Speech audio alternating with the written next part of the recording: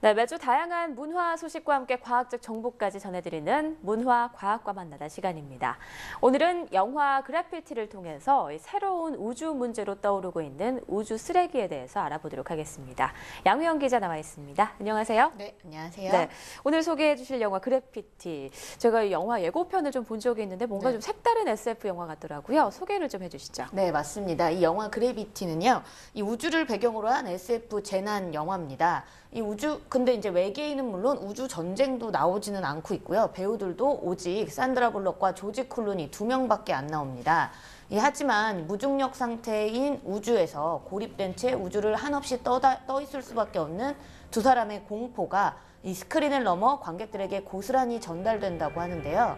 이야기는 굉장히 간단합니다. 이 허블 망원경을 업그레이드하기 위해 우주 유영을 나선 두 명의 우주 비행사에게 예상치 못한 일이 일어납니다.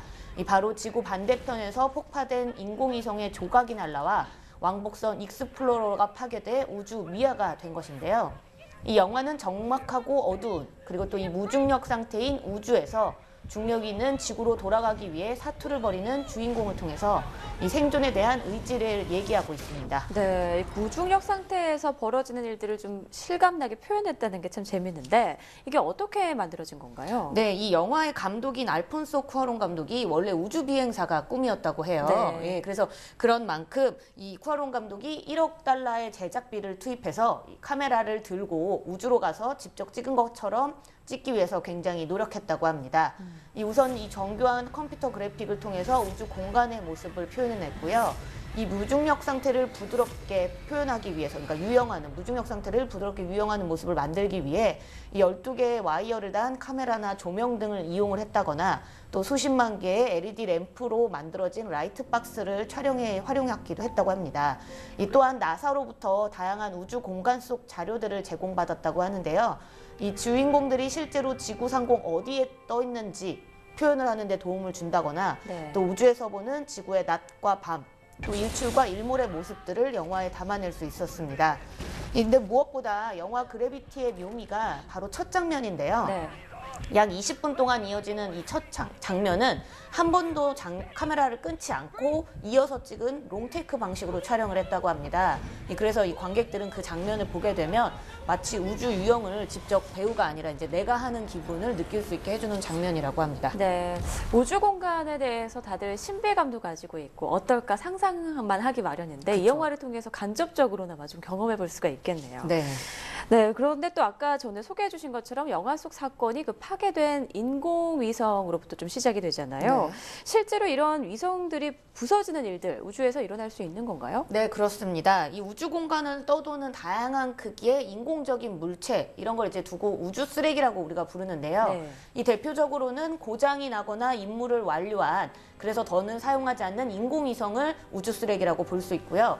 이 작게는 우주 비행사가 수리 중에 놓친 스패너 등의 어떤 도구들도 우주 쓰레기의 일종입니다. 그런데 이렇게 우주 공간을 떠도는 파편들은 크기가 아무리 작아도 영화에서처럼 굉장히 위험한데요.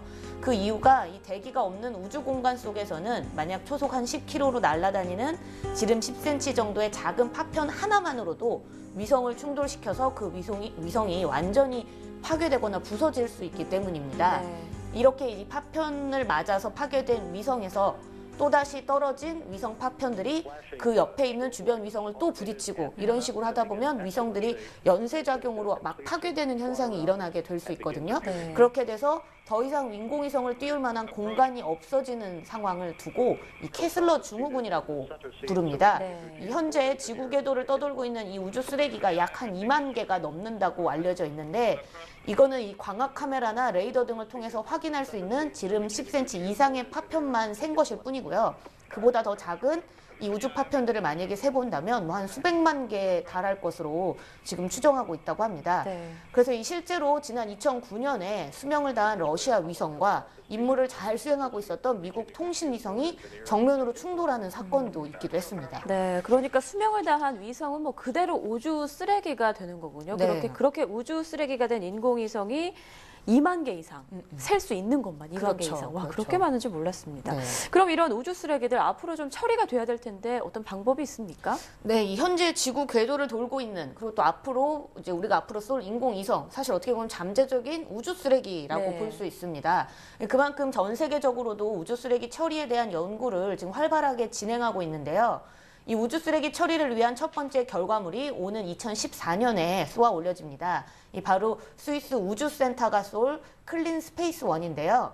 이 청소 위성인 클린 스페이스 1은 수명을 다한 스위스 위성 2개를 낚아채서 다시 대기권으로 끌어내려서 대기권으로 이제 도착하면은 이제 온도가 너무 높아지기 때문에 이제 위성들이 다 불타게 되거든요. 네. 그렇게 해서 우주 쓰레기를 없앨 예정입니다.